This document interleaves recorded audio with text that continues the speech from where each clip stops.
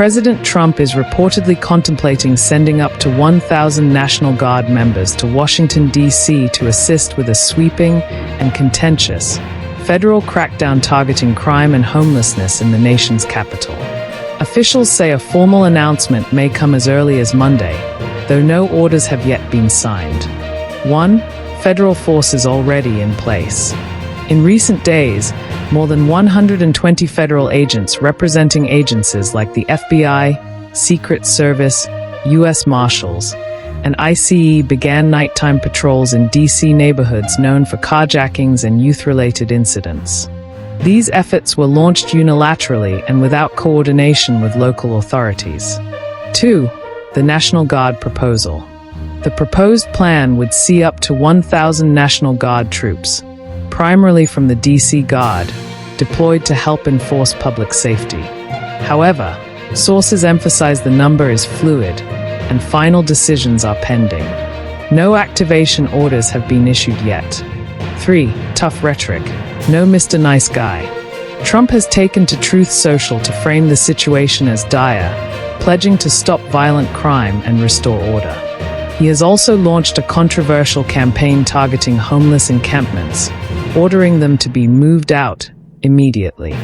Far from the Capitol, a directive Mayor Bowser and local leaders strongly criticize as inhumane. 4. Local pushback from D.C. leadership. Mayor Muriel Bowser has vigorously pushed back, stating D.C. is not experiencing a spike in crime, citing data that shows a 26% drop in violent crime and a 12% drop in homicides compared to last year.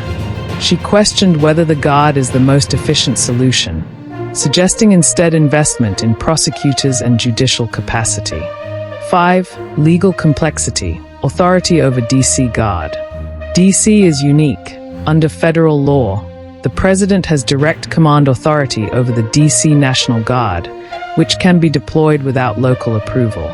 However, broader actions such as revoking local home rule or federalizing city police require congressional approval. 6. Context. Correstein assault and crime messaging. The push follows a violent incident where Edward Correstein, a young former GovT staffer, was assaulted during an attempted carjacking by a group of juveniles. Trump highlighted this altercation to argue that D.C. is out of control. City officials dispute the narrative, saying crime rates are down and the incident doesn't reflect broader trends. 7. Precedents and precedents in contention. This isn't the first time Trump's national-level actions have stirred legal and constitutional scrutiny. A landmark trial is underway in California, challenging federal troop deployments during immigration operations as potentially violating the Posse Comitatus Act, which limits military involvement in civilian law enforcement. Its outcome may influence future National Guard uses in U.S. cities, including D.C. 8. Democracy on the line. What's at risk? Local authority erosion. A National Guard deployment raises red flags about federal overreach in a city with limited self-governance. Militarizing civil spaces. Critics see the move as replacing community-focused solutions with securitized approaches. Legal and legislative tensions. Repealing the Home Rule Act or bypassing local leaders would require Congress, still uncertain in a divided political landscape. A precedent for future deployments. The outcome may set a blueprint for deploying military-style forces in other U.S. cities. 9.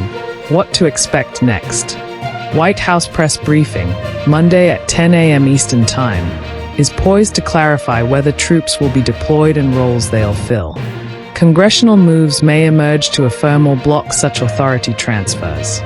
Public debate is likely to intensify, with advocates demanding housing and judicial reform, and critics warning of a militarized capital. Final thoughts.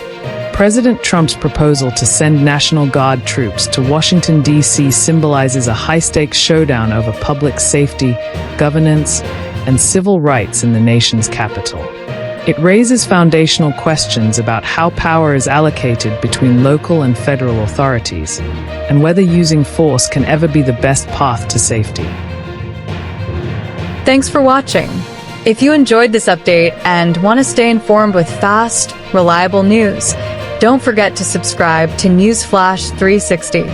Hit the notification bell so you never miss a story.